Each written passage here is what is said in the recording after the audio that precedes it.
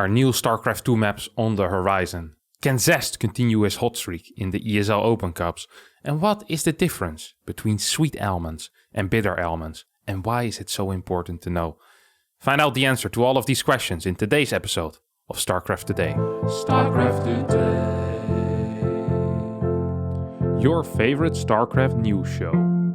The Team Liquid.net map contest number 16 has reached its final stage. That means there's now 16 maps left waiting to be judged by the people, voted on by the people. The maps in this competition, for the people that are not aware of what the TLMC is, it is a competition in which map makers submit their maps, competing for a cash prize and possibly even for that map to be added on the ladder. Of course, the maps also get played in the TLMC tournament, which is hosted by Wardy and always features very high-level players with a pretty decent prize pool as well. A lot of the maps that I have personally seen look really good. I'm very excited for this batch of maps. Sometimes we have some weaker batches of maps, but this time around it seems like the map makers did an absolutely phenomenal job.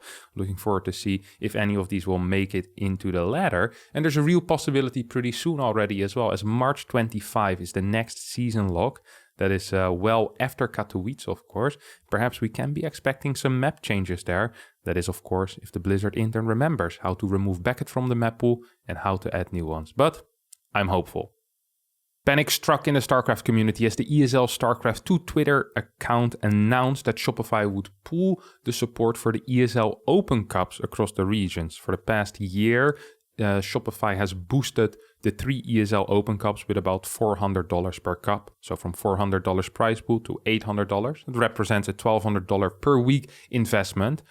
People got a bit panicky thinking that Shopify might pull out of StarCraft. Of course, quite the contrary is true. TLO afterwards went on Twitter and explained that they're just shifting focus and that there will be more investment made into StarCraft, just in a different shape, and that they respect the ESL team and they hope to continue perhaps working with them again in the future. So do not be worried, there will be something back. Personally, I'm hoping for something of a ladder competition like we had in the past, where there will be some type of prize connected to being rank 1 on the ladder. I always felt that StarCraft 2 had a very good ladder system and that it's being underused in competition, whether that is a longer ranging competition, like every week the number 1 gets a $200 prize, or just shorter bouts. I just feel like the ladder is a bit underused as a competitive tool. And connecting prize money to it. But perhaps that's just me. If you guys have any suggestions where Shopify should put their money, be sure to leave them in the comments down below. Some sad news as well for Protoss fans that wanted to see MaxPax for the first time ever. He decided to cancel his participation in Intel Extreme Masters Katowice, which means we will not be seeing the Danish Protoss player play, which is obviously very sad as he's currently, considered to be one of the best in Europe, and probably a top 5 player, competing with Showtime for that number 1 Protoss spot. Very sad for the Protoss community and very sad for the fan base of the Danish Protoss as well. Marine Lord also gave up his spot, instead focusing on Age of Empires 4. But unlike reports mentioned last week in the show, luckily we will still have Zest at the Intel Extreme Masters Katowice. So a little bit of a rectification there. I'm sorry, guys.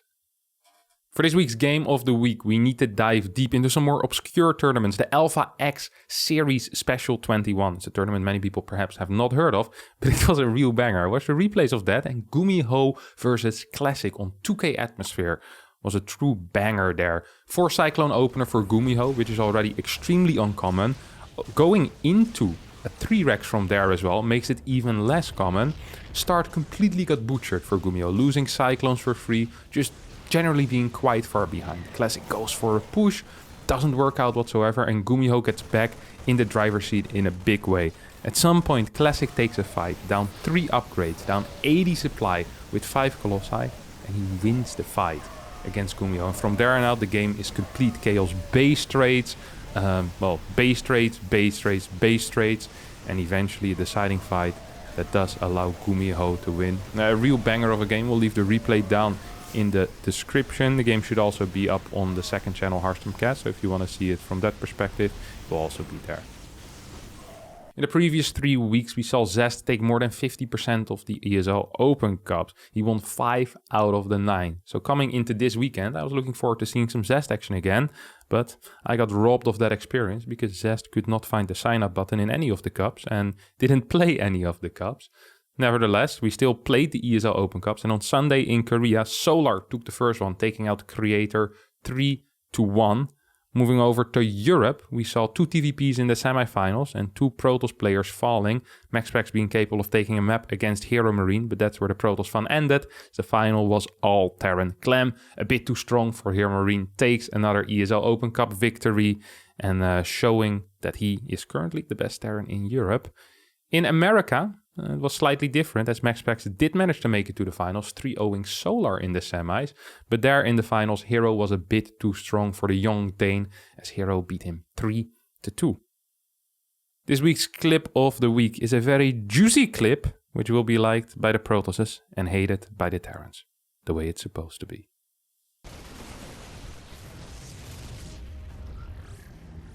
Oh, no, what a disruptor shot. That's one way to lose your army in the main. That does give you an easier way to clean. That was an absolutely brilliant disruptor shot there out of DNS and a great way to end today's episode, but not before we discuss sweet almonds and bitter almonds. Both of those contain cyanide, so if a stranger ever offers you some almonds and you're not sure if they're bitter or sweet, perhaps best to not take them, because as little as I think 10 almonds or so could already harm you, but up to 50 could actually kill you. However, with sweet almonds, you'd need to eat, I believe, something like 1,000 or 1,200 sweet almonds to even remotely get close to dying from cyanide poisoning. So that's a lot more safe. Honestly, if you manage to eat 1,200 sweet almonds, I think you'd probably die because your stomach would burst first anyway. So wouldn't be much of an issue. But anyway, keep track. Make sure to not take any bitter almonds from strangers, guys, because that might be way more dangerous than you initially thought. All right, that's going to be it for today's episode of StarCraft Today. If you did enjoy this episode, don't forget to hit the like button, subscribe to the channel. Hopefully I'll see all of you next time for a new video. Thanks so much for watching, and bye-bye.